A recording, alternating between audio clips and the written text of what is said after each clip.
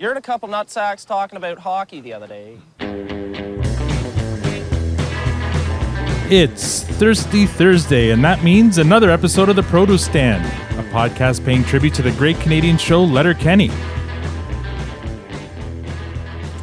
Now, I know what you're thinking. There are many other podcasts about Letterkenny out there, but I bet this is the only one where the hosts wear tiaras and pink boas. I'm Al, your host, and joining me in the room, as always, is the lovely Tanya, and online we have Matt and Victor. How's everybody doing tonight? Excellent. Oh, I'm waiting to be introduced as the lovely Victor, but the lovely. I am so getting Alan a pink boa. I have one in the closet. And some tiaras upstairs from our daughter's room. Absolutely. You guys buried the lead, though, Matt. That was a nice opening of a beer can near your cheek, so you can get it. You can get it in your microphone there. In your Today's beer is brought to you by Amsterdam.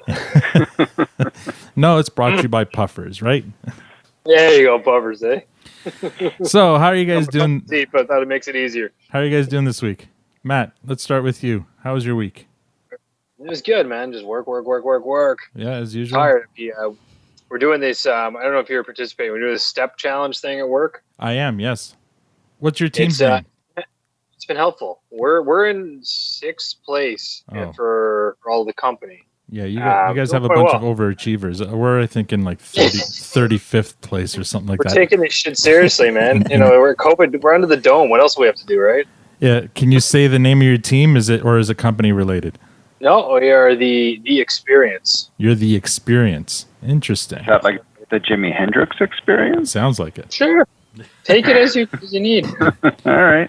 My team's name is Smells Like Team Spirit. I had nothing to do with picking it, but Sure. I'll take the experience. Thank you. Yeah.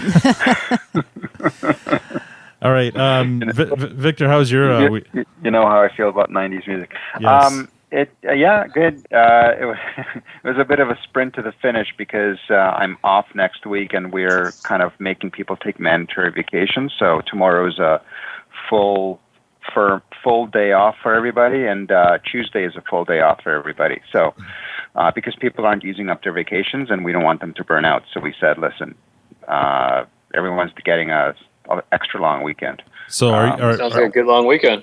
Are you going somewhere next week, or are we not recording next week?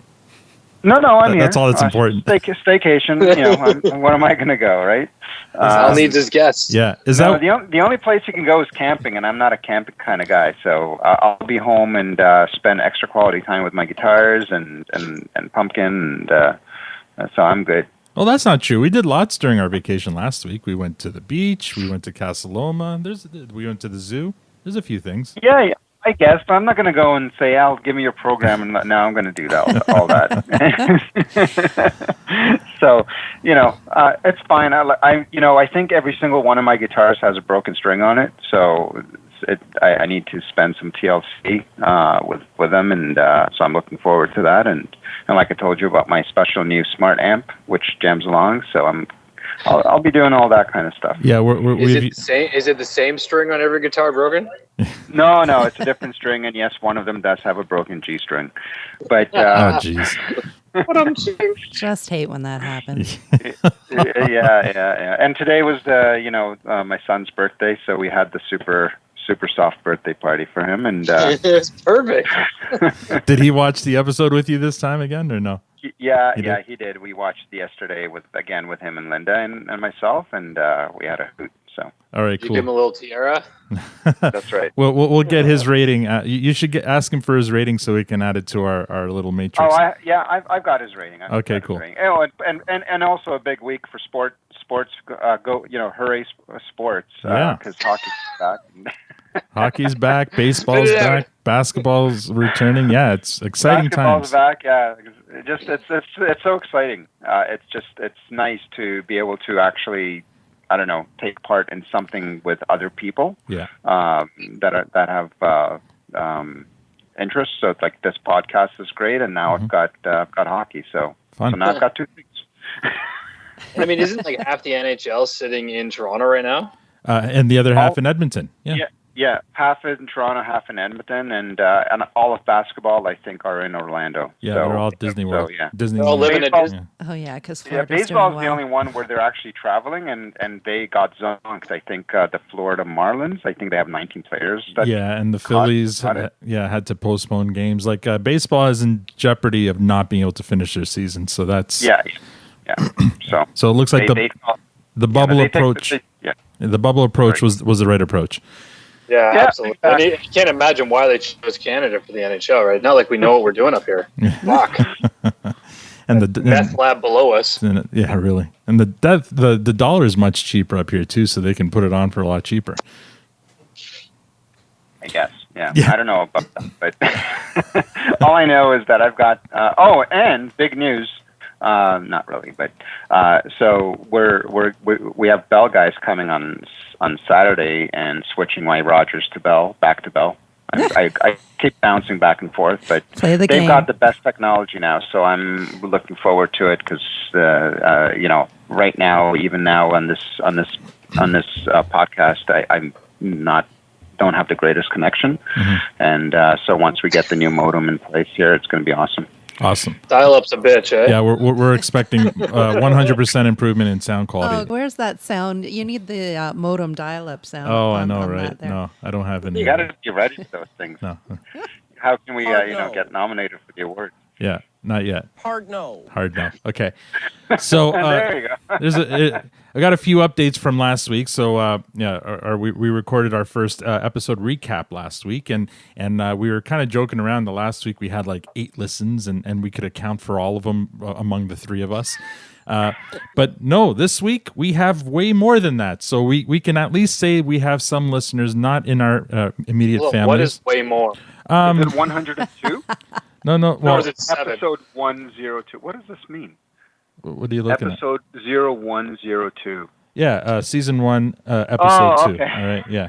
So I'm just This looking. is why Al's running the show. Yeah, I'm running this show, Victor. Let me talk. So here we are on the charts in Canada. We are ranked 141, and that's down Out of what? out of We need context. out of thousands.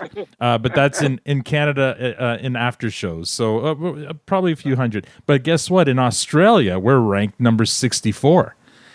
So Sweet. there you go. I knew there's a reason I loved Australia, and Those that's it. numbers Right there. feel flawed to me, but I'll take your word for it. Hey, this is science. They feel very trumped right now. This is science. This is all according to iTunes charts. In the world, let's see. Sorry. Out of all podcasts in Canada, regardless of category, we're ranked 2,904. All right. I was just going to pretty- comment. and Isn't do you have the number of Australia in downloads? winter right now? What's Oh, that? sorry, Jenny. What's that? I was going to say, I was just going to comment on Australia. Aren't they in winter right now? Maybe that's the reason. why They're we're stuck higher. inside listening They're- to our crappy podcast. Worldwide, all podcasts, our rank is 6,877. So we are making some strides with a bullet. So can we get that update on the weekly? Yeah. Just Oh, to yeah. see how we're Yeah. doing? I- 'Cause if it starts I'd like going to see, down, I mean, I'd like to step see a down. chart as well. I'm looking at it every. I'll Sorry. send you. Actually, I can't send you. Anyway, I'll share with you guys the Hey, numbers. just send me shit. Just tell me what it is every week. Yeah. So it's exciting. We were seeing a little bit of movement, and on our Twitter account, we have some new followers. Let me. I'm gonna just welcome a few of them. So Soul Freedom is following us on Twitter, and they actually posted this amazing video that they created. You know the WWE like video game, like wrestling. Which one? I don't know what the latest one. I'm guessing. You know how like in the sports games, like even in NHL, like Victor, you would know this. You can create Yeah. your own player and make that player Yes. look like. So Yes. somebody went through the trouble of creating WWE wrestlers that look like Wayne from Letterkenny and all of his opponents from all the episodes, and then That is awesome. posted a video. You can check it out. I liked it on Twitter of him beating the shit out of all these different characters from the show. They went. I'm totally. It That's sounds awesome. scripted, but I'm totally there. Of course, it's scripted. It's WWE. I'm in. So well done, Soul Freedom. Thanks for the follow. Chris also followed another follower that you'd like, Victor. His name is Vic and Tired of the Shite. Z Chan. I don't know if he's any relation to the guy we used to work with. And also a rival podcast called How Are You Now, the toughest podcast in Letterkenny, is following us. And they're actually from Seattle. So I reached out and I thanked them for the follow. And I said, we actually talked about the Kraken in the last episode, and they got a kick out of hearing that. So, and that was the name we were gunning for at first, and then How Are You Now? turns out it was taken. Yeah. We found the source. Exactly. There you go. And are we going to have a brawl with them, or how? No. I think they're very nice and All they're right. friendly, and there's enough room for all of us. I Unless just meant because of the name, but anyway. Yeah. Sometimes. Don't worry. Chad Henderson, Stacy Turner, Mark Turcott, and Patrick Plywood McNeil. Now, he's of note. He's noteworthy because he's actually on the show. He plays one of the skids on the show, the one with the gas mask, the tall one with the long hair. That's Patrick. And I reached out to him and we were chatting, and we're actually hopefully we're going to try to get him on. On the podcast somehow. Either hopefully he can come on when we're all recording, so we can kind of ask him a bunch of questions about what it's like to be on the show. If not, if we can't organize him on like at this time because it is kind of late at night, maybe I'll pre-record an interview with him and post it here. But he's game. He wants to be on. He just told me he wants to talk to the producers to make sure that he's allowed, and B, what kind of information he can share, because apparently everyone's still waiting on pins and needles to know when season 9's coming out, and it sounds like he might know, but he can't share that yet.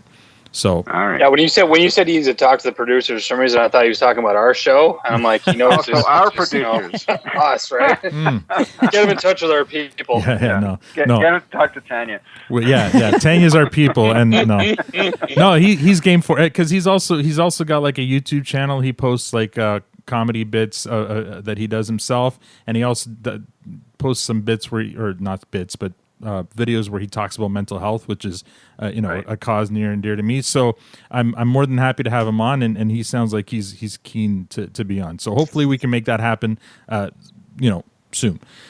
Cool. Also, there was a great article by someone named Cintra Wilson for the New York Review of Books website, of all places, and she writes a glowing article about Letterkenny from an American perspective. So if you haven't seen that, it's actually an interesting one. I'll post a link to that on our below our podcast. Last week, we reviewed Season 1, Episode 1, Ain't No Reason to Get Excited. That episode received a fresh rating from Matt and myself and a clearance from Victor and Tanya. High praise from Tanya so far. So, At least you didn't toss it into the compost. exactly. Yes, Yeah. anything above a compost is a win for Tanya. Yeah, exactly. So this week we're going to review Season 1, Episode 2, Super Soft Birthday. Matt, did you watch the episode? Yeah, I mean, that was the only thing I had to do this week. You had one thing to do, and you did it. You didn't. So are you Did missing? it a couple hours ago. Are you missing out on Grey's again this tonight? Yeah, I got razzed about that. Uh-oh. But it's okay. She filled the void with Queer Eye for the Straight Eye or Straight Guy. Straight eye. That's right. Or did I box that? Crack open another beer there, Matt. Oh shit! Honestly, at the time, this 18 minutes, I'm already through another one. This is Holy bad. All right. At this rate, it's we're gonna have a good finish here. Victor, did Y'all you? know what I should say. Starting to add S's to all your words. Yeah. Victor, did you watch the episode? I did watch it yesterday with the boy and the wife. All right. And Tanya, did you watch the episode? I did. Yes, you. I told me it was just time wink to if you're in watch it. trouble. Yeah, no, exactly Use right. that magic voodoo. Unfortunately, I have no marvelous Mrs. Maisel to yeah. bridge the Letterkenny Yeah. So- episode. We're all done, so we're all caught up. Now Before we we have to get wait. into Letterkenny, can we take a second just because Letterkenny, Canadian content, awesome work. Mhm. Can we just take a moment to shout out to Schitt's Creek and the 14 nominations they got for Emmy? Yeah, Another crazy. great Canadian show that just got all this international praise. Love the show. Very proud of what they've accomplished. It's funny. I think I watched the first episode maybe, and at the time, I mean, this is a while ago. I've heard so many amazing things, like so many people I know who've seen it and love It's it. so good. Yeah, we'll probably have to jump on that one. Yeah. And the reason I just suddenly thought that she mentioned the Marvelous Mrs. Maisel, and when they talk about one of the nominations is best comedy, whatever for the Emmys, and it's up against Marvelous Mrs. Maisel. Oh wow! So it's on that caliber. Wow. And it is an amazing show, Canadian made. An amazing celebrated, cast. so. Like the cast is star-studded, like by Canadian standards. Yeah, but Dan and Eugene Levy have just done amazing things with that show, and if you have not seen it, I highly recommend it. All right. I'm right there with Al. I saw the first episode, and I said I'll come back to it, and I never did. And now there's many seasons later. It's something that it's always there waiting for us. So yeah, so we'll probably jump on it for sure. That. Yeah. All right. So let's continue into Letterkenny. All right. Well, pitter patter, let's get at her. Let's get at her. All right, let's start with a recap. Cold open. We open with Riley and Jonesy at Modine's with the rookie teammate talking about a hockey road trip that they're about to take to the big city and all the women they're going to hook up with. Let's listen. Big roadie to the big city this weekend, Schmilt. Do you know what that means? Sucking city titty, idiot. Sucking all that big city titty, idiot. Call up that big city slam piece. Big city slams, idiot. Big city billet moms, big city billet sisters. Get a dink sucked on, boys. Yes. It's so wrong. I'm sitting beside my wife listening to that shit. Oh, fuck. These two just crack me up, man. They're great. Victor, I think you'll really find this interesting. So the actor who plays Riley, his name is Dylan Playfair. Does that ring a bell? Well, Playfair, I feel like Playfair was a character on Survivor. It might have been, but that's not where I was going. Dylan Playfair is the son of former NHLer and Calgary Flames head coach Jim Playfair. God damn. Close. You're just making names up now. The Jim was silent. Should I have given you a sounds like? We could have done a video thing. I could have helped you with that charades on that. Yeah. So Jim Playfair. And just for the record, Victor's our sports guy. Yeah, I know. That's why I was asking him, because he's supposed to know this shit. Wait, what year? What year did he play? Jim Playfair? So I don't know what year. I know he played for the Oilers. He was the head coach for the Calgary Flames for a while, and now he's right now the associate coach in Edmonton for the Oilers. So his son is Riley on Letterkenny. Now the fun thing is that you'll want to check out, and I'll post a link to this on our site as well. There's a video of Jim Playfair in 2010 losing his shit during an AHL game. He's the coach. A ref makes a bad call. He loses his shit, busts two sticks on the bench, but then also rips his jacket off Hulk Hogan style. It's awesome. You have to see. Oh, that's incredible. So, that must be on one of my Rock'em Sock'em Don Cherry videos. Yeah, that's. So I'll post a link to that on the site so you can check that out. But brilliant. Definitely. So it looks like the apple doesn't fall too far from the tree. But the thing is, every time these guys speak, it makes me every time they drop when they say, "Oh, what a beauty, bud." Yeah. I have one of my closest friends. So as you guys know, I'm very well informed in the sports genre. But that's obviously a lie. But some of my closest friends have always been heavy sports people. One of them being the ultimate jock. He actually plays professional lacrosse. And he's one of those guys that drops a beauty bomb every chance he gets. Beauty. And every time I hear them say it, he pops in my head and makes me laugh. I'm like, fucking jocks. The beauty. For sure. Mm-hmm. Yeah. What a beauty. So that's the cold open. We head into the theme song, and then scene one, the Hicks are hanging out on Wayne's porch. Dary approaches them with a very earnest request, but not before Katie gives him a hard time about a certain awkward issue from Dary's past. How are you now? Not so bad. Good, and you? Not too bad. Have you shit yourself? You look like you've got an awkward boner. Don't what? Dan, do you know that Daryl used to get boners every morning in grade 9 during O Canada? No shit. Yep. Just could not get through O Canada without getting a boner. Give a young man 30 idle seconds and he's gonna get a boner. We talked about this.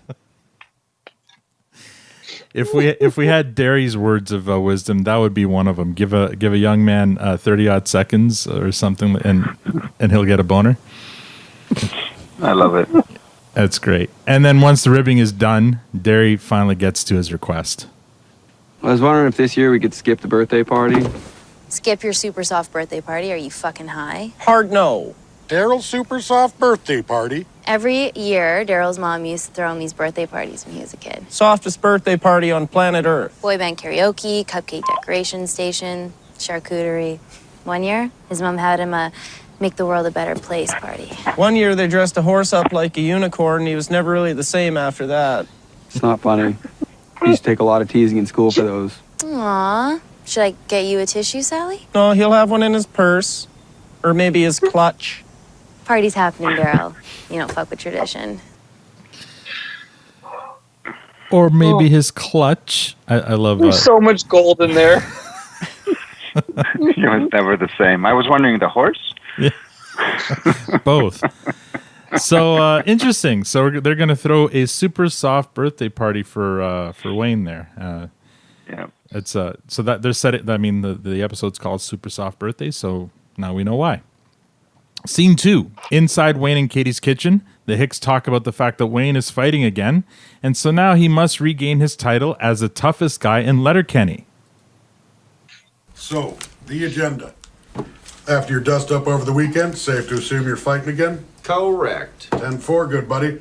Well, it's going to be a busy week because there's a few guys walking around town claiming to be the toughest guys in Letterkenny. I'm the toughest guy in Letterkenny. You were the toughest guy in Letterkenny. It's been some time. Now, it's safe to assume that title is as important to you now as it was then? It's a duck with a boner drag weeds. 10-4, good buddy. And it's safe to assume that the challengers will be coming up around the farm, as that is how you have conducted business in the past? Well, it's never one for an audience. Does a duck with a boner drag weeds? That's the line of the episode right there. I have that written down in front of me. Oh man, that's great. And I mean, I wonder if they made that up just for the show, or if that's, I don't know, like maybe a regional. Because there's a Pope shit in the woods. There's a bunch of those. There's a frog's ass watertight. I've heard all of those a million times. So that's the first time I've heard there's a duck's boner drag weeds. I mean, I would assume it does. I think that existed. That must have existed before the show. If you listen to that line and didn't get a hard visual on that, then you weren't listening to the show properly. Well, just logistically, I'm trying to picture what that would look like. Of course, it would drag weeds. All right, they go on to lay out all the challengers that Wayne has to beat in a fight to succeed. There's Sled Ted. He really likes the sledding boys. Rat Ass, on account of his hairy ass. And Joint Boy, because he smokes a lot of joints. Katie only has one request, and this is it.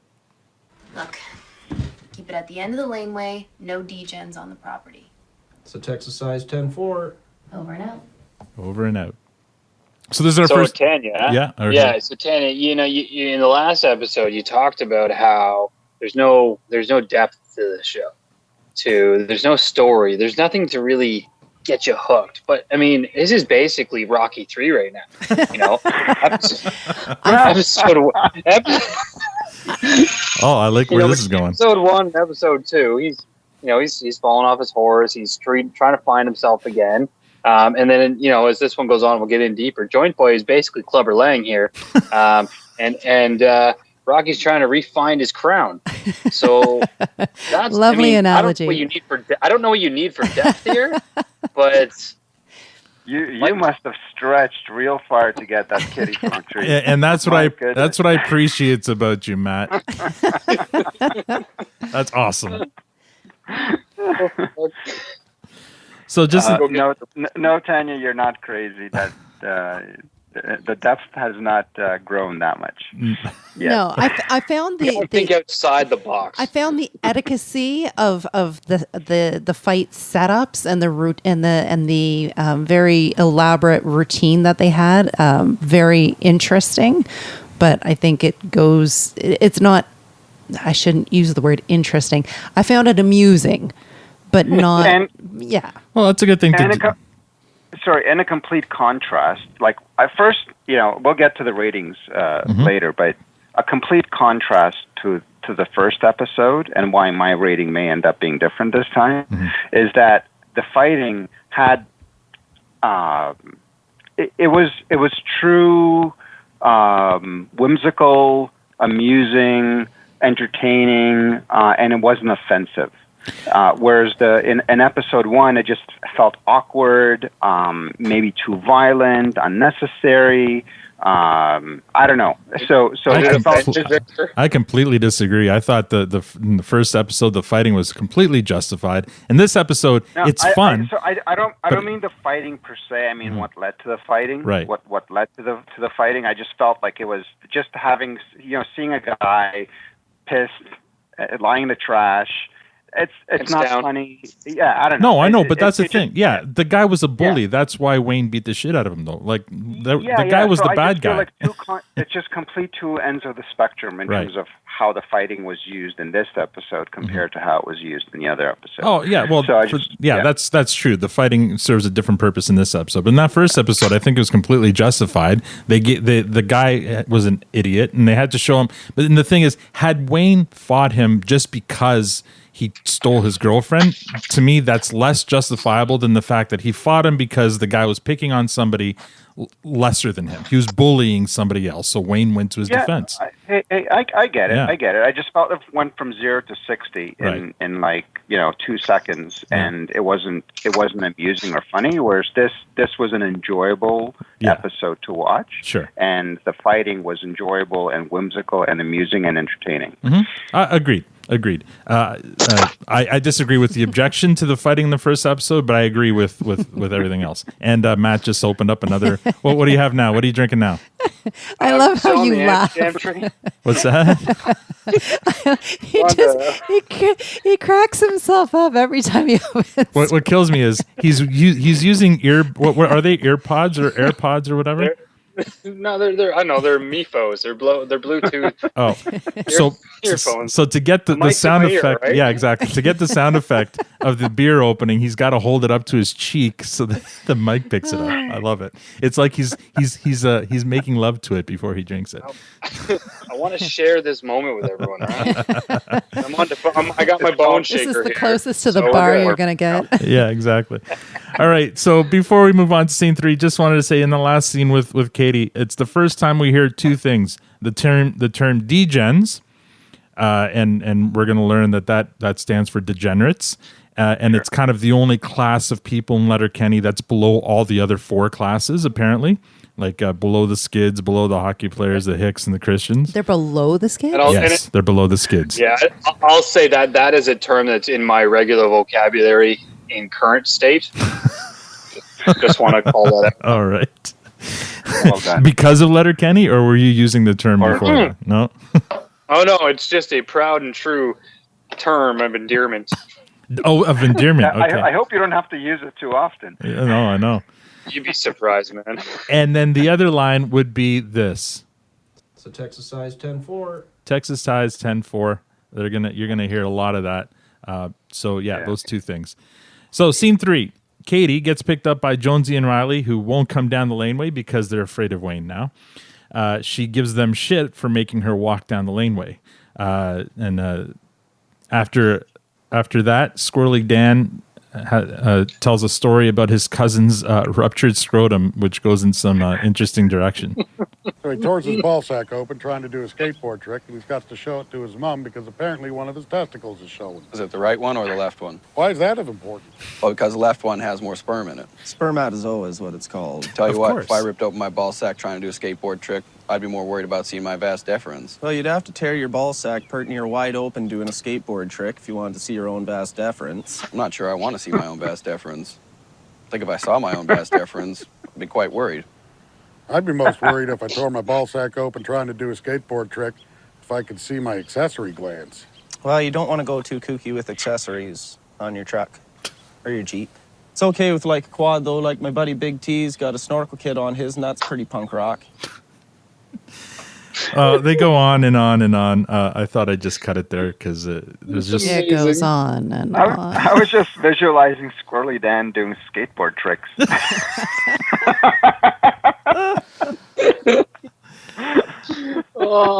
Trying to watch him pull off a kickflip. That's what I paid to see that, man. Pitter patter, squirrely down. Oh man. All right. Next scene, because I think that one doesn't need any more discussion. Scene 4. Back in the kitchen, Wayne gets a call for his first challenger, Sled Ted, who arrives to fight. It's a pretty easy win for Wayne. I don't have a clip for this because it's basically just a fight, so we'd be listening to punches being thrown. It's a pretty easy win for Wayne. And in the end, he helps Sled Ted up and shakes his hand and walks away. And that's what I likes about Wayne. He's a man of principle, and just because they're fighting doesn't mean they can't be friends. Yeah, I mean, I love that. I mean, it goes on, and we can talk more, but the fighting has nothing to do with grudges or anything. It's like this sense of pride within their community. It's like, who's the toughest guy at Letterkenny, and he's trying to work his way back up the ranks. Yeah. So there's your story there, honey. Yeah, and this time we paid attention. I said it already. Yeah.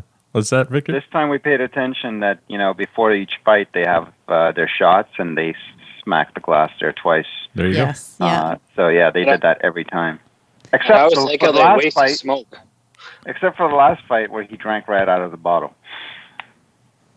Yes. Well, and Wayne's pre-fight routine does kind of evolve throughout, but yeah, it usually involves taking a sip of some drink or a shot, having a smoke, and later on he even starts unbuttoning his shirt or his sleeve collars, but or not collar, his sleeve buttons. His sleeve buttons.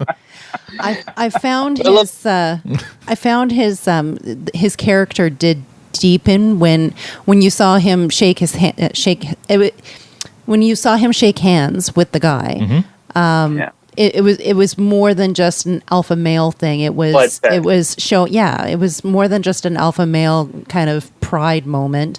It was him showing who he is. Yeah. And I mean, I think he models himself like Jared Kiso, the actor, kind of models himself after one of his heroes. Victor just got up. I don't know why. I was just going to ask him a question. Victor, are you? I'm still here. He allegedly got up. Yeah. Do you know, Victor, another role that Jared Kiso has played in a movie? Actually, you might be interested in. What's that? He played Don Cherry in the Don Cherry biopic. Oh, I actually saw that. That was a 2-part really? movie. That was Jared Kiso. So Wayne from Letterkenny plays Don Cherry in the CBC movie. Yeah, I never connected that. Yeah. So there you go. Because I actually saw that, and like I said, it's I think a 2-part movie. Mm-hmm. If we're talking about the right one. But yeah, that was really good. Yeah, I don't know. I haven't seen the movie, but I saw a clip of it today. Maybe for our American and or Australian listeners, can you explain who Don Cherry might be, Victor? Well, Don Cherry was a hockey player. Never really made it as a hockey player, but he did play in NHL, I think, a few games. But he actually made it as a coach, and was a very successful coach, and took his Boston Bruins all the way to the finals, only to lose because his team got a penalty for having too many men on the ice, which they generally. It's the coach's fault. Typically, they say that, but it's really the player's fault. And they ended up scoring the goal and ended up winning the Stanley Cup. And that's what he's that's what he's known for in his kind of hockey career. And then after that, many years later, he became a commentator on CBC and started the show called Coach's Corner, which ran for many years with many years with Ron McLean as his. Puppeteer or the other way around. I don't know which way you'd like to call it. And then until just this last year where the show ended because Don Cherry just took things too far and insulted our immigrants in this country. And he was canceled. So there you go. I took us around the world. Yeah, that's more in depth than I was expecting. That was a Cole's Notes. Yeah, kind of thing, but basically, and yeah, that was very in depth. But in a nutshell, Don Cherry for a while there was probably the most famous man in Canada, and had he run maybe for public office at one point, might have. Don't give him that much credit. Well, at the time, like maybe 20 years ago. Anyway, but he's definitely one of the more known people in this country who had a pulpit and a very far-reaching kind of podium where he could spew a lot of his he was a very polarizing figure because people, in hockey, people loved him, but they kind of half the people loved him because they actually respected him. The other half loved him because he was a caricature. Yeah. But outside of hockey, he was very controversial, very polarizing, just because he was very super hardcore right wing. Yeah. And his views.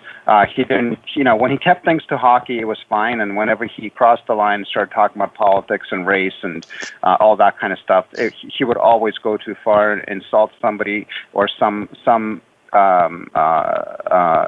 group or whatnot. And, now it's not okay anymore. It used to be okay for some reason for all these years. And all of us, now it's not okay. And so that's it for Don Cherry. Now he does podcasts. So there you go. Yeah, apparently. I've been having mic trouble. It keeps on cutting out. Now it's probably a little too loud. Hold on.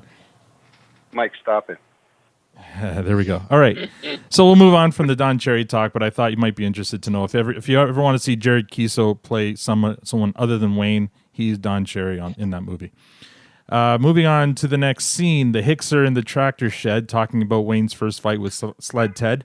And then during the conversation about men's fragrances, they also go on to preview Wayne's next opponent, Radass. And here's what that sounds like. Sled Ted had Bigfoot hands. Yeah, he's a big grimy brute. Shit fighter, though. You guys remember the fragrance Brute or Active Brute? Yeah. Yeah, they still makes that. I always enjoyed that fragrance. You can use it to dry up zits, too. Do you know that you can use shaving cream to get permanent marker off your hands? Why don't you just dip your hands in the parts cleaner? Well, most people don't have a parts cleaner. The most likely Radass will be your next dude. I hear he is a greaser. Can confirm. So fucking greasy, I almost don't want to. I saw him with his shirt off, swimming at the gravel pit not that long ago. His back acne was extraordinary. Well, like extraordinary how? Well, I thought about it for a while after is all. Well, elaborate, as I'm likely going to have to touch it. Well, like how it was cultivated. Well, by not showering, likely. Likely. Did you know that men can wear the fragrance CK1 as well as women? Yeah. Yeah, that's because it's an unisex fragrance. It says that right on the bottle. But would you? Oh, negative. Me neither. Would you wear Gap Dream? No. No, Dary, that's for girls. Dary, that's for girls. You can't walk around smelling like pretty girls. You're not wearing it right now, are you? Cologne's too expensive. I just use sunscreen. Banana Boat. Banana Boat. Yeah, that's my cologne of choice, Banana Boat. I love that whole scene. That was such a great exchange. It was great. Yeah, it's a great scene when Squirrely Dan says unisex. I cracked up the first time I heard that. Pretty girls. I mean, no. This one. One of the reasons I love this episode is because Squirrely Dan had so many. He's quickly become my number one in this show. Yeah. After 2 episodes, he's my favorite character. Yeah. And the more lines you give him, the better the show gets, because he had a lot of lines in this episode, and I loved every single one of them. Yeah. He's definitely one of my favorites as well. And again, he's the one guy from Toronto, the hickest of the Hicks. That's right. And he's actually a city boy. And by the way, lots of educational material in this episode, whether you're into phys ed and your scrotums and how they work and whatnot, or whether you're into which colognes to use for what, or how to clean grease off your hands.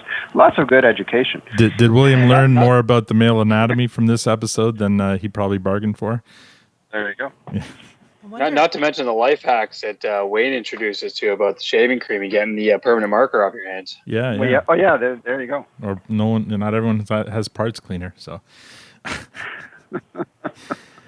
next scene inside the Wayne farmhouse. Katie informs Wayne that the neighbor has refused to lend them their horse for Dary's super soft party this year.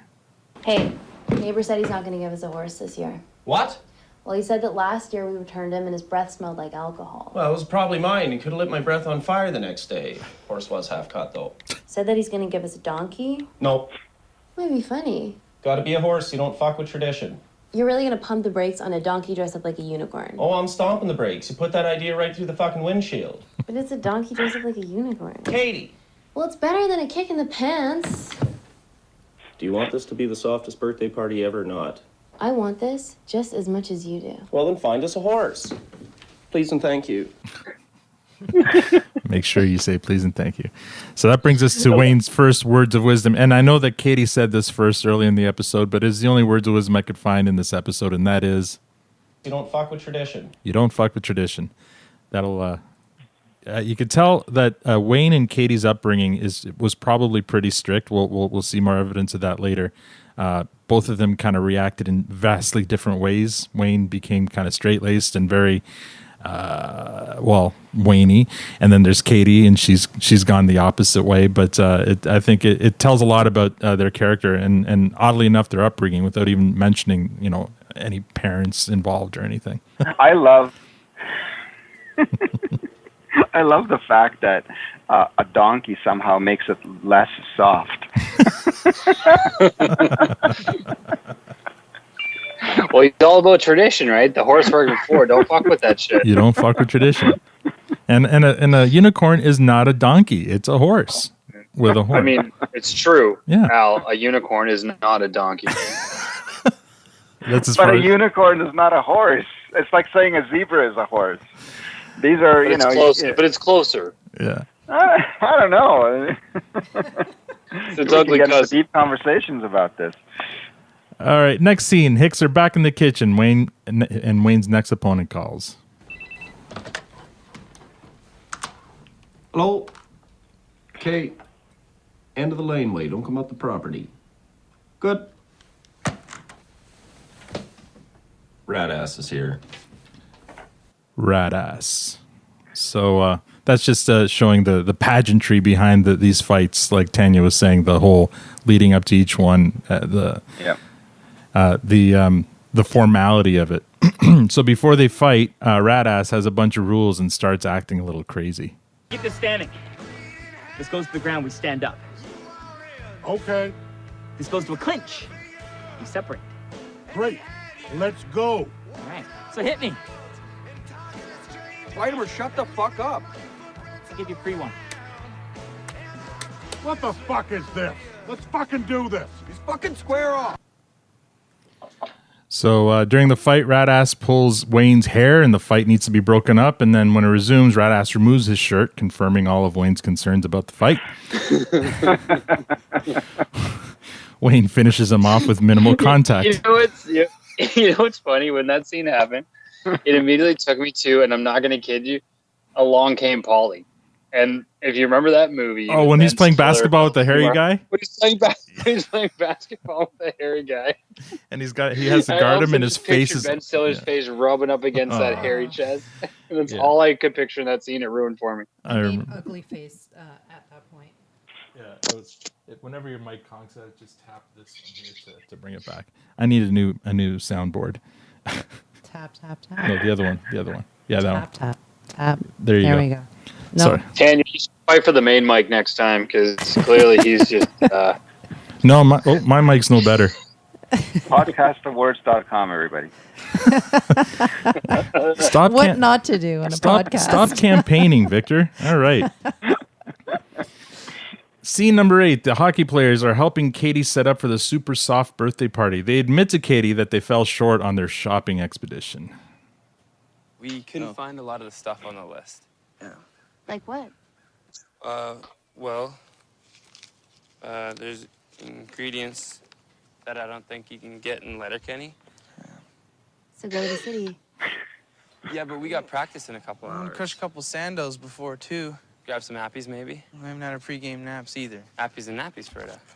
Ferda. Well, we need everything on the list. So what drinks do you need ingredients for?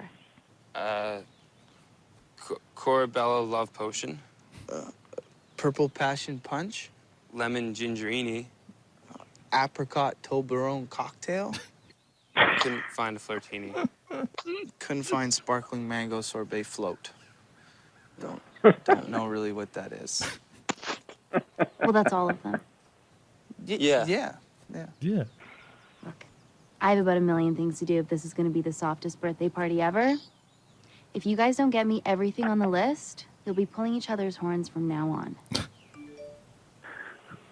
So, Pitter patter. So right. So far. That sounds like one when we asked him to do something.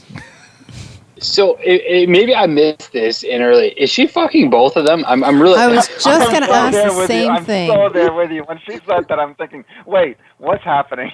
She had two references in this episode. She said getting into the Jeep that they're going to have babies or something. She referenced something about a baby. Right? And, I'm going to make babies, yeah. Yeah. But I thought at that point she could be talking to one of them, right? No. One of them. Yeah, but now she's like, But the whole hand job. This time it's everybody. So during the babies thing, that's actually her saying she'll get really angry if they make her do that again. She'll have babies. That's a way of saying I'll get really angry, having a cow or having babies. Same kind of thing. Never but yes, heard that before. it is. I took that differently. It is intimated that Katie is a little on the promiscuous side, and not just with Jonesy and Riley, but even some of the comments she makes in the kitchen when they're talking about Wayne's opponents. She asks, they're talking about, I think, joint rat ass or joint. Well, first rat ass. Said she could confirm. That's right. Oh yeah, that's right. And they look at her cross-eyed, but then when it's greasiness. Yeah, and then when they talk about joint boy, she goes, "Is he single?"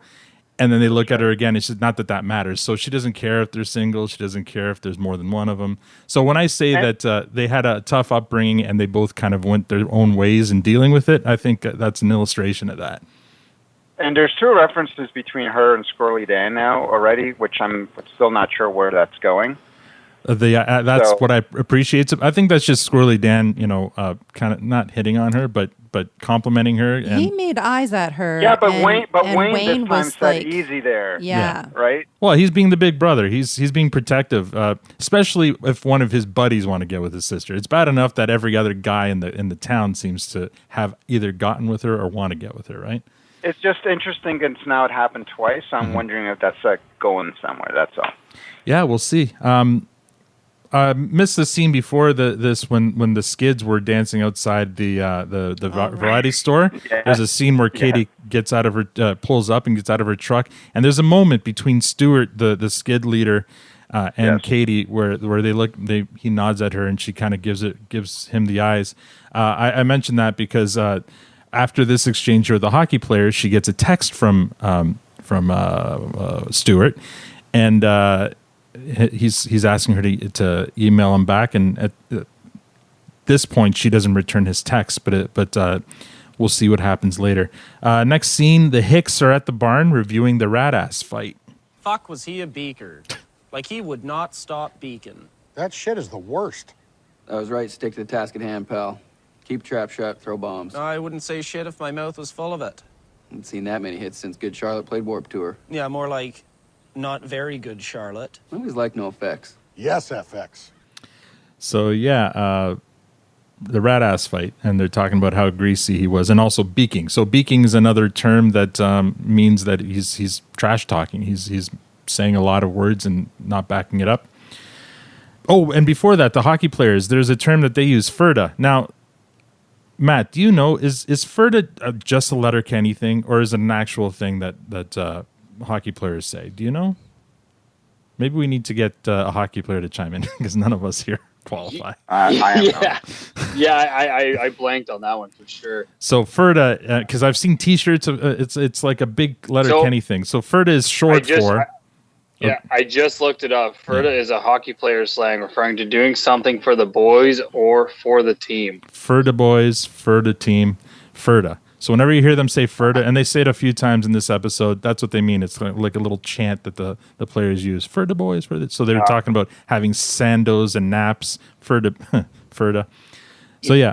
Of course, when I Googled it, immediately I see pictures of Jonesy and Riley. So yeah, that's why I'm not sure whether it's a legitimate thing or whether they just made it up for the show. Either way, you'll hear it a lot. And again, they're now using it on merchandise. So next scene, after they talk about Rat Ass, they start previewing Joint Boy. So tell me about this guy, Joint Boy. Well, I'm not going to sugarcoat it for you, Wayne. Guy looks like an Australian rugby player chiseled out of stones. Uh-oh. Got legs on him like tree trunks. Is that a deciduous tree or coniferous tree? What? Well, there's a difference. We're talking about like a maple tree, which is thick and deciduous, or a Christmas tree, which is thin and coniferous. Yeah, but both is hards and made of woods, right? There's a difference, all I'm saying. What type of tree is a coconut tree? It's a palm tree. How do you know? Well, like the internet. Oh. Anyways, back to the joint boy. How come I'd never heard of him before? Oh, he just got out of jail. He was arrested for assaults after he beats the shits out of a guy for pushing up on his sister. Got this big entourage of guys, bald-headed, bearded dudes, what looks like a whole bunch of surly uncles. Yeah, I love Squirrely Dan. He's awesome. He I'm reminds not gonna lie, I didn't know what the fuck deciduous meant when I watched this. So as I was watching this scene, I was looking it up, and I'm like, all right, the leaves fall off. I got it. Yeah, I mean, like Victor Lots was of education. Yeah, like Victor was saying, it's very educational. If this thing wasn't so damn dirty, I'd actually let my 13-year-old son watch it because he'd learn something. But about Fuck balls. National Geographic. I'm learning more from this show. yeah, Squirrely Dan's awesome. I actually know I've got a buddy who kind of does what Squirrely Dan does, adding unnecessary S's at the end of words, and it's kind of funny. So I can attest that that's something he takes it to an extreme. But it's something that I have. Now, does he do it naturally or is it on purpose? No, it's the character. Like if you hear what's his name, Kevin, whatever his real name is, I forget now. His stand up, he's not his character. So it's pretty good. So Wayne seems a little concerned about hearing about Joint Boy's entourage, and he wonders whether they'll need backup. And that's when we learn about the Ginger. Think we should call the Ginger? No. Why not? He's tougher than hell. Yeah, but... Like you heard he fucked an ostrich, right? He what? He fucked an ostrich. Allegedly.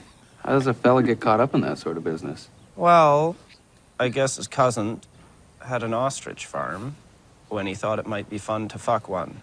Allegedly. So he got hard, somehow, when he fucked an ostrich. That's fucked. That's a felony. So we use them in emergencies only then? I should say. And that's a tribute to Victor's background. He's got an ostrich as his background and the word allegedly. I like that you ducked out of your frame just so we could all see it. I love it, the Ginger, and he gets brought up often too, and we actually get to meet him later on, so that's cool. But yes, I'm looking forward to that. Red allegedly fucked an ostrich. Yes. What do you think about that? I think that's brilliant. I think it's brilliant, and I think what's even better is that they're somehow offended by that. I don't know if they're offended. I think they're just bothered. Because they were still talking about bringing him in because they needed the backup, but Wayne was a little just. I don't think so. How does that work, anyways? Yeah. If Wayne needed him as backup, then Wayne is no I thought longer you meant alpha how male. does it work? Fucking No. I'm over the We ostrich. learn more about that later too. He doesn't want a man that fucked an ostrich backing him up.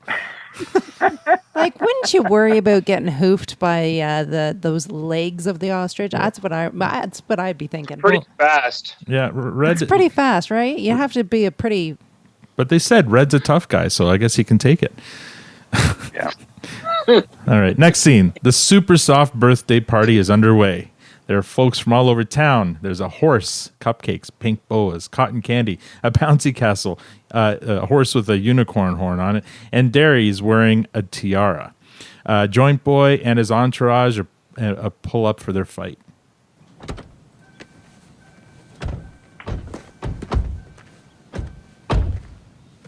Which one of yous is Wayne? Got some business. You're interrupting a party for my best pal that my little sister worked pretty hard to put on. Hold it. May I sort this out now, please? Goddamn right you may. Thank you. Don't lose. May I sort this out, please? So he asked his sister permission to have his fight with Joint Boy. But Joint Boy doesn't want to fight because it turns out Alexander, the guy who likes pissing with his pants down around his ankles, is Joint Boy's second cousin. And Joint Boy appreciates Wayne sticking up for him the other night. So this is a callback to the previous episode. You had yourself a scrap the other weekend of Modine's. What's it to you? Left the dude pretty banged up. I heard he kicked a slow-learning fella in the bum while he was having a piss. Now, that slow-learning fella is my second cousin. Okay. Being the toughest guy at Letterkenny is important to me.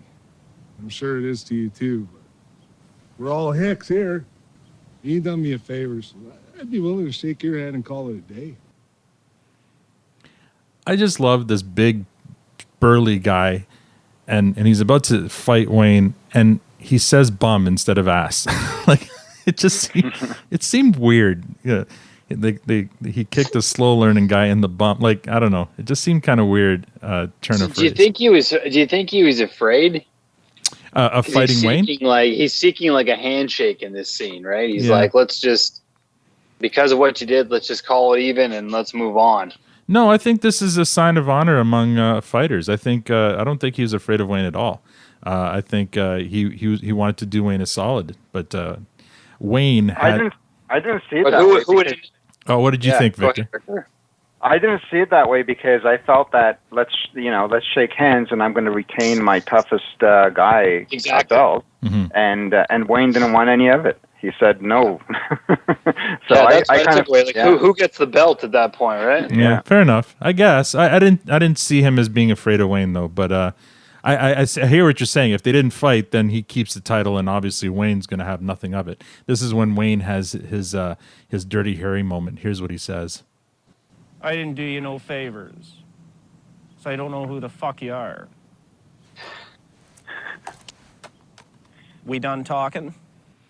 And then the fight goes. So that's a pretty kind of Dirty Harry kind of moment. It's like, I didn't do you any favors. I don't know who the fuck you are. Let's fight. But yeah, I don't know. I didn't see it that way. But yeah, I guess you could see it that way if you think that he was afraid to fight Wayne. I mean, the whole idea of the in-depth storyline for Tanya's benefit was to regain the title. And if we ended there, what would be the point of the episode? Fair enough. All right. So, I mean, I accept that premise. Maybe one day we'll have one of the writers on our podcast and we can ask them what they meant by it. Again, I liked the nod to his sister. Again, the etiquette and the pomp and circumstance, or whatever you want to say. It was just, I liked that. That was... Say nothing about Wayne. He lives by a code. He sticks to it, thick or thin, fail or not. He does stick to his code. He's loyal, respectful. Yeah, for sure. Yeah. I was disappointed he took the little hat off for the fight. It would have been better if he kept the hat on. But anyway. This is Wayne's toughest fight yet. But in the end, he wins, and he approaches Joint Boy with an invitation. You want to come to a super soft birthday party?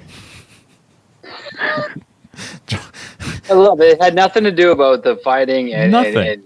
There was no adversary. There was just like, let's sort this out. Let's figure who's the toughest and let's move on with our lives. Exactly. And we all live in harmony, right? It's like a hockey fight, right? Because a hockey fight, as soon as it's done, typically, I mean, there's situations, right? But typically a typical hockey fight is there's a shake at the end and they go have dinner after the game. Like so I felt like this was kind of a lens into that as well. Yeah. It's like, hey, the fight is the fight and now it's over. So let's have a party. Let's have cake. It's the classic. It's not personal. It's business. And that was the business. They need to find out who the toughest one was. I mean, Joint Boy's lying, bleeding on the ground. Wayne walks up to him out of breath, shirt's actually torn a bit, and he invites him to his friend's super soft birthday party. Last scene, the party continues as if nothing happened. Dary and Squirrely Dan sit sipping fruity cocktails as they watch Wayne, who's now wearing a tiara, and Katie decorating cupcakes. Happy birthday, Dary. Oh, it's really more for them, ain't it? What is? All this. No, it's not. It's cream cheese. No. That's cream cheese. No. Yeah, that's cream cheese. Let's go. Jesus. You remember they weren't allowed to have birthday parties growing up. They had to go Bucky at mine. Well, they dudes go alls out, don't they? It's a Texas size 10-4. If Joint Boy and his pals hadn't showed up, I figured this would have been the softest birthday ever. That's a small victory for you, I suppose. So there you go. We get another glimpse into kind of Wayne and Katie's pass, so they weren't allowed to have their own birthday parties. So this is why they went all out with Dary's. Well, there you go. And we never mentioned the cone. What do you call it? The cone bra or the Madonna bra that Riley or Jonesy was wearing? Yeah, they were during that party scene. Yeah, they're decorating cupcakes. The horse with the unicorn is in between them. They're talking about bringing the horse home. I think Jonesy says to Riley, he'd break your bed. Actually, his penis would break your bed. And yeah, during this whole exchange, Riley's wearing 2 party hat cone shaped bra. Yeah. There's a lot of fun there. And just to end it off, during the party, Katie gets another text from Stuart, and this time she responds to tell him that she can't meet him that night because she's busy, but does not close the door on it. And the last shot is of Wayne, bruised and with a black eye, wearing a tiara and cake on his face, blowing his noisemaker, and Dary saying, "There's the toughest guy in Letterkenny," and that's perfect way to kind of end that episode. And I was actually interested to see if the Skids would be at the party or not, but obviously they weren't. Yeah, they weren't, but yeah. And again, the Skids was an interesting. So that scene where she was walking past them, and they had that moment, and while in the background they're all still doing that weird dance, and William and I are looking at each other and thinking, "What? What's happening? What is this? What are they doing?"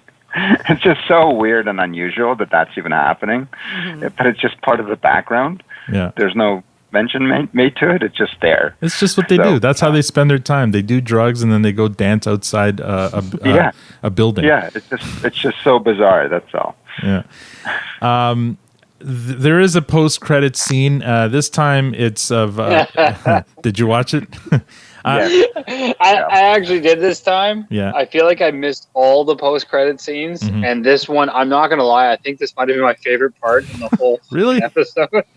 It's so I've got the clip, but it's so long. I'm not going to play it, but I don't know. It goes on. It goes on for a little long. It goes on. So brilliant. Yeah.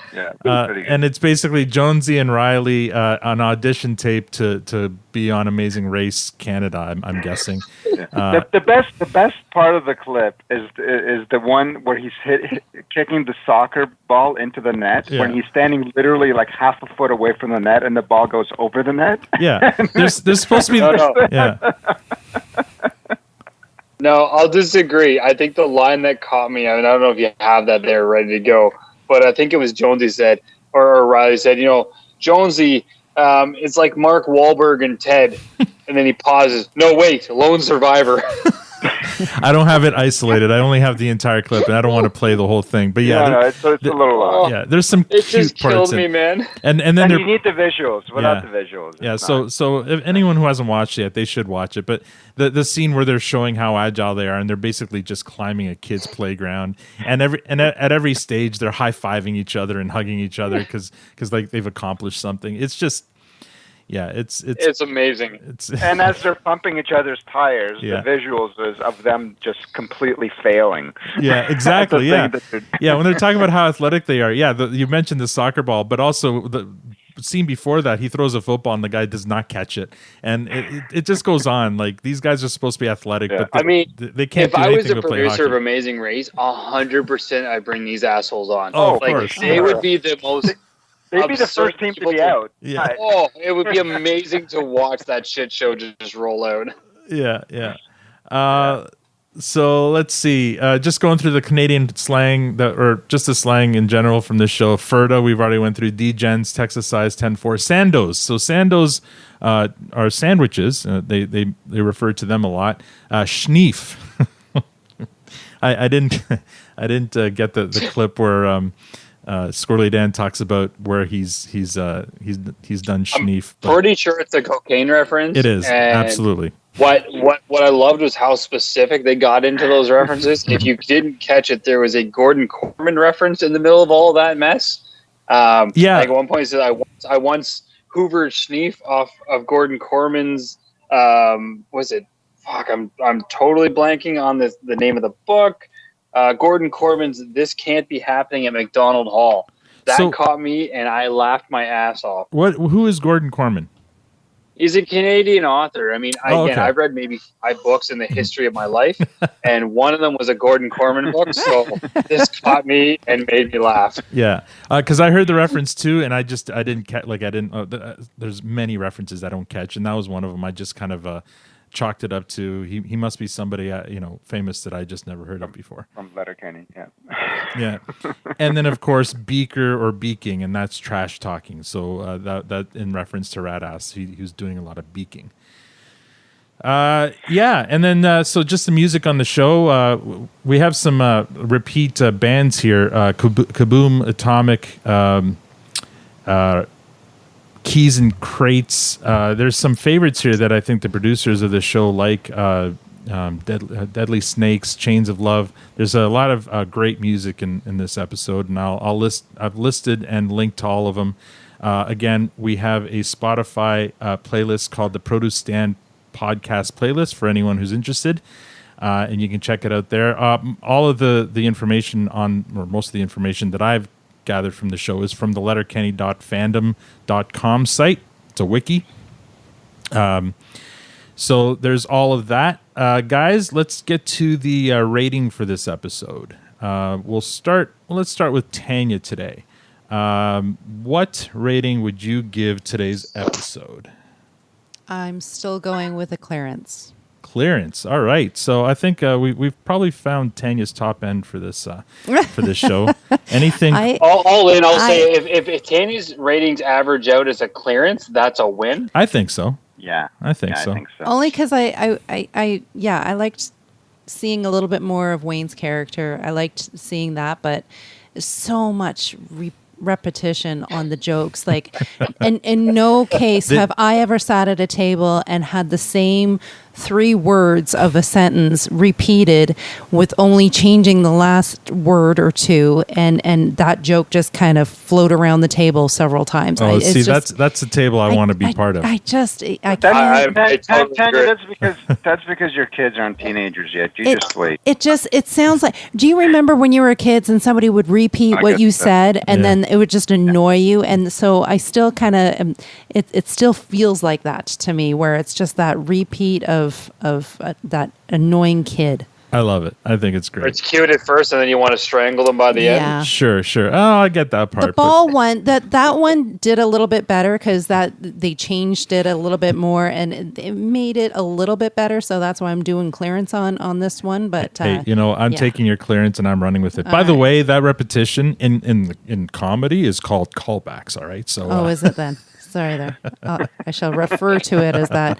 You know what I kept on thinking of? Do you remember that shirt that we've lost? It said Department of Redundancy Department. Yes. I just kept on thinking, where is that shirt? You should be wearing it right now. Yes. Yeah. Thank you. Matt, what rating would you give it? This one's a fresh for sure. Yes. I mean, it was great. I liked it from start to finish. I'm just going to leave it at that. It's fresh. And Victor, what would you give it? Yeah, it's an easy fresh. If episode 1 was a clearance, thinking back on the verge of toss it compared to this one, toss it into the compost. That is, this one is a total fresh, and I'll tell you why. First, at no point did I feel uncomfortable watching the show with my son and my wife for thinking there's too much vulgarity or there's too much hatred or bigotry or things like that, because I regardless of kind of your thoughts on it, I just felt that it was going a little too far with the whole gay thing in the episode 1. But I just felt this was, again, I'll use the same words: whimsical, entertaining, amusing, and just good-natured ribbing and fun, and more character development. My favorite character now, which is Squirrely Dan. I loved that he had so many lines. I can't get enough of him, so I'm hoping that continues. So.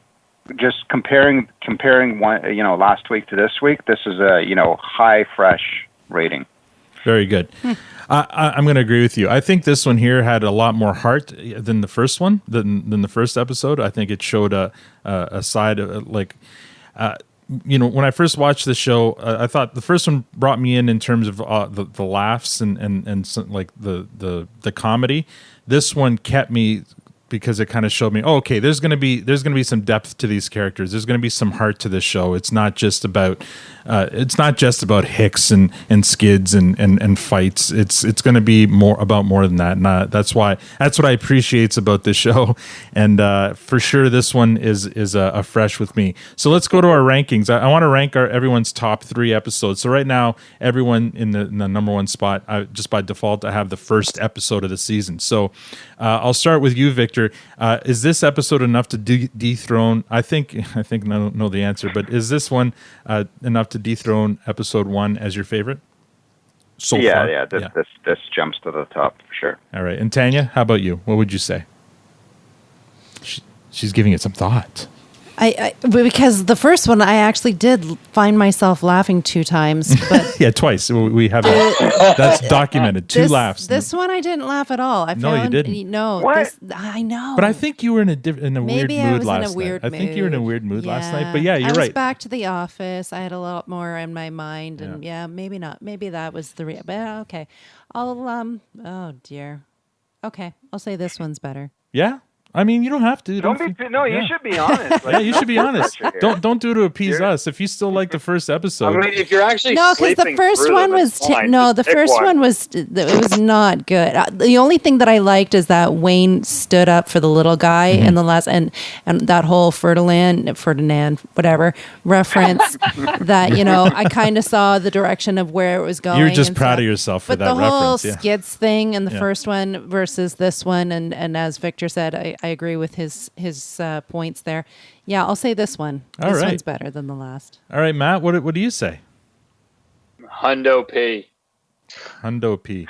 This has been, I don't know, it's a weird reference that my sister-in-law uses. Okay. So, yes, I would say this one.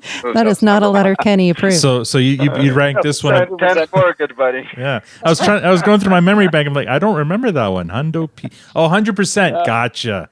All right, I get it now. Hundo P, right? Oh, right. Okay. Oh my. So don't judge me. Do whatever you want. I'm good. So this one number 1 so far.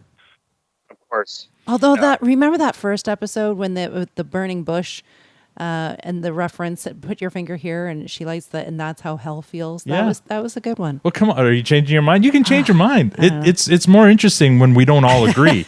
Like right now we all have this one as number 1. I think that's great, Tanya. I didn't find that line funny at all. So. I didn't find that line. One reference is not an episode to make. No. So are you changing your mind or are you sticking to it? No. She's sticking to it. All right. Unfortunately, I'm going to have to agree with everyone. I think this one is a little bit better than number 1. I really enjoyed this one again because it showed warmth and more depth in the story and the characters.